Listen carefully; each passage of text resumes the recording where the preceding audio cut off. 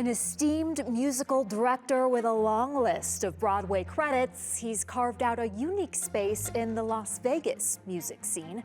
Keith Thompson, founder of the Composer Showcase of Las Vegas, is our guest this week on Nevada Week in Person.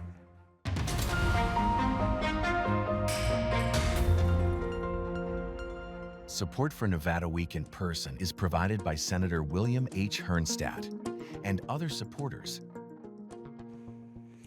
Welcome to Nevada Week in Person. I'm Amber Renee Dixon. A music professional for more than 40 years, he moved to Las Vegas in 2004, where he worked as musical director for the North American premiere of We Will Rock You. He held that same role for the Las Vegas companies of Jersey Boys, The Producers, and Hairspray, all while writing his own musicals. The desire to share his original work with his peers led to the creation of a nonprofit that's celebrating its 20th anniversary. Keith Thompson, founder and host of the Composer Showcase of Las Vegas, thank you for joining Nevada Week in Person. Thank you for having me.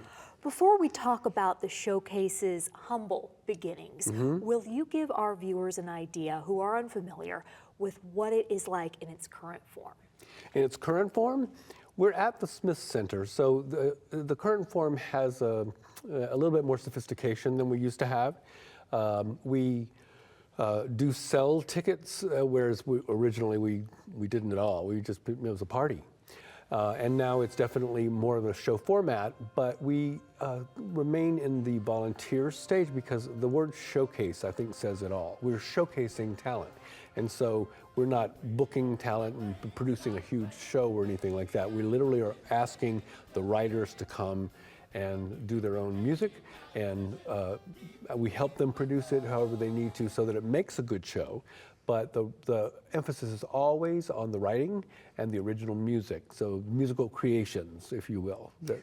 What are the opportunities like for composers and songwriters to perform their original music around the country, for example? Around the country, well, there are places that are hotspots for it, places that are known for original music.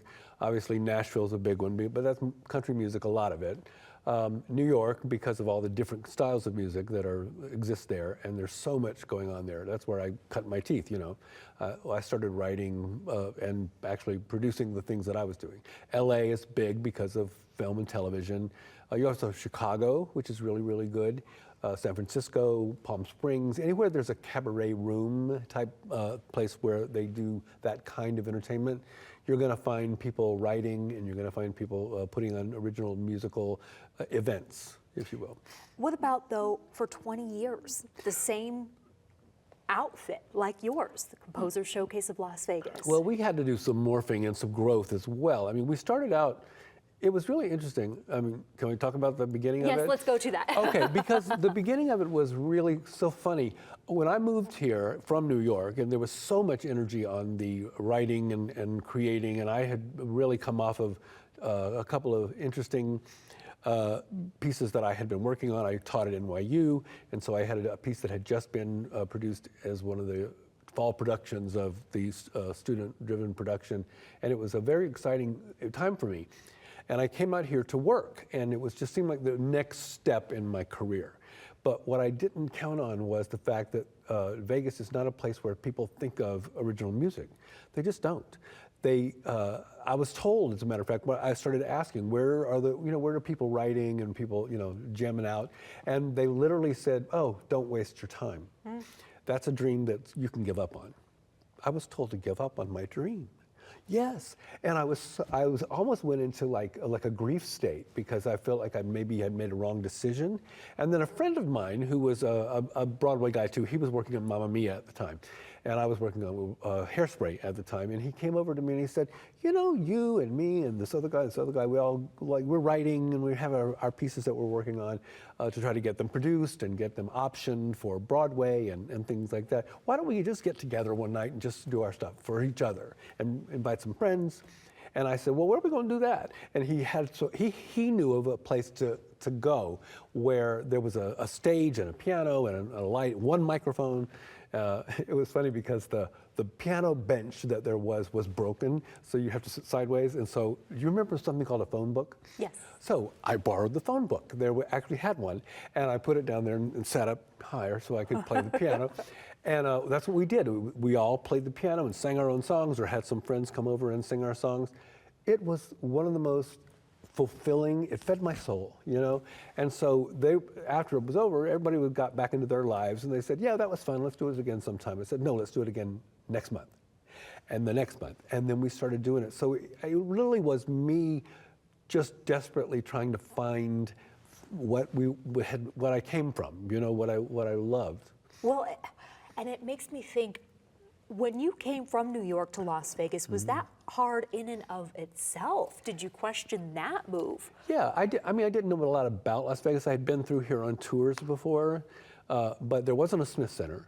So we were always in, you know, either a casino showroom that was adapted, you know, or it was never completely a fulfilling experience to be here, which is weird because it's the entertainment capital of the world, right? So, you know,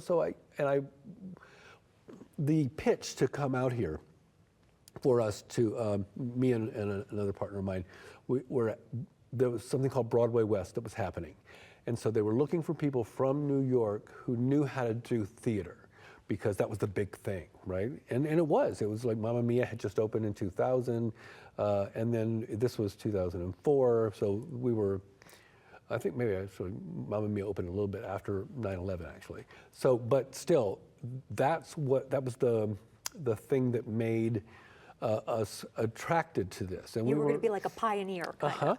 Yeah, and we were told, oh, and it's a big deal. So you'll be able to retire here, and the shows will run forever. And you know, we got 10-year leases on the theaters and things like that. And that just did not happen. No, that was a lie. No, it was it's a phase. It was a phase that Vegas was going through. And then, but it lasted like, 16 years about, right up to the end of 2016 when Jersey Boys finally closed. And so I was so fortunate to be part of that scene. And of course, with that, a lot of the actors and performers came from New York or LA or San Francisco or whatever. And we were all part of a community, right? Because we were here together doing what we loved. And then, like in any show, once you're doing the show, you find that you look for things to do after the show because you're doing the same thing over and over again, 8 times a week. So I was able to very easily get these very talented people to say, yeah, let's sing one of your songs over it. And I said, yeah, we're doing this little composer showcase. Started at this nasty little dive bar. Eventually called Suede. Suede, yes. Near the university. It's not there anymore. Okay. No, Suede is, it was a boîte. Do you know what a boîte is? It's a nightclub. It's like a seedy little, it's like one of those colorful words. B-O-I-T. Look it up. Okay. Google. It's a funny word for me, so that's why I use it. But it was an interesting time to find a place like that off the strip. Like we were working on the strip, but we wanted something that was close to the airport. That's like where it was. It was in a tragic little area of town called the Fruit Loop. Yes. And then you moved from there to Liberace Museum. How long were you there? At the museum? At the museum, 3.5 years. And then the Smith Center. Well, we had a year and a half that we had to survive. And we didn't know how we were going to do it. I was looking around at other venues, and nobody knew what we were talking about, because it was a secret. I mean, we were the community, had our little hidden. We had no budget for advertising or anything like that. I wasn't business minded like that. We were doing this for the love of it. We were doing it for the community, and that's how it all kind of happened.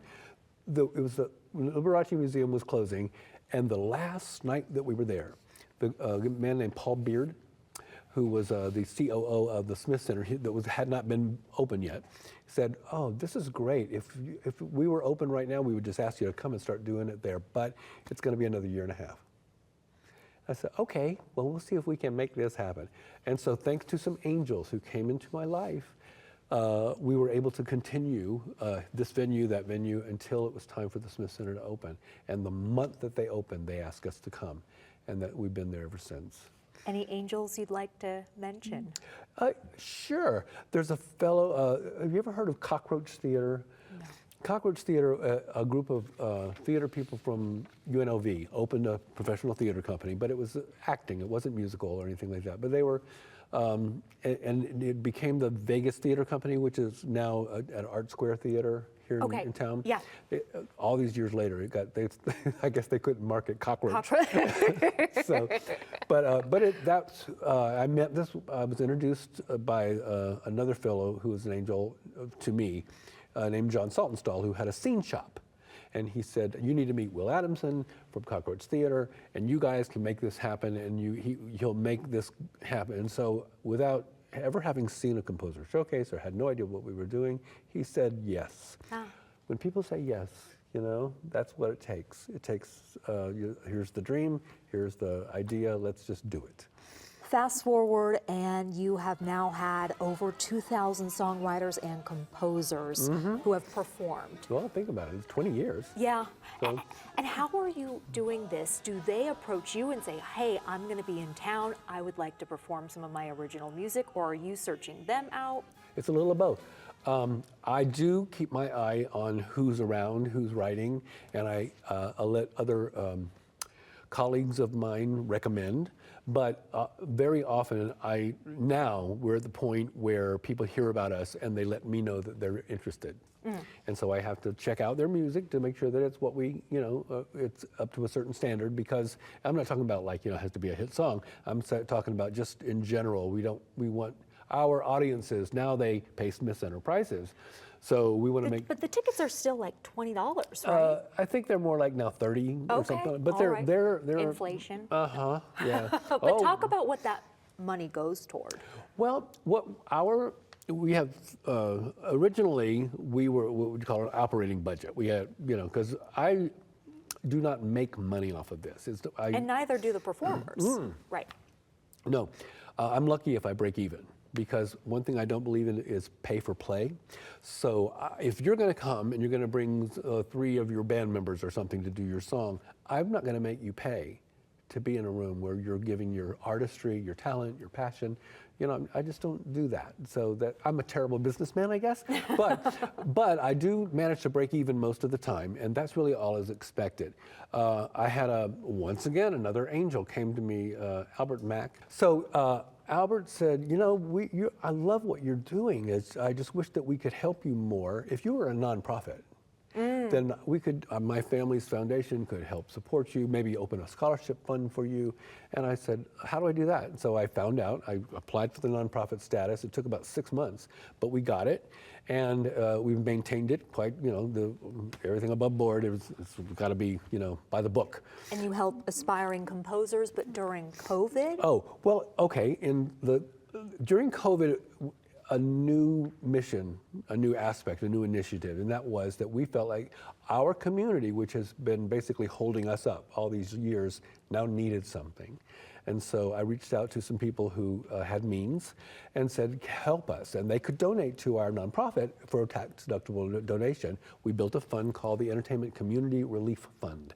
And we started taking applications. And it was like a tsunami of applications. You know what I mean? Like we started having to fundraise just to keep up with them, Yeah, wow. Keith Thompson, thank you so much for joining Nevada Week in Person, and congratulations on your success. Well, thank you.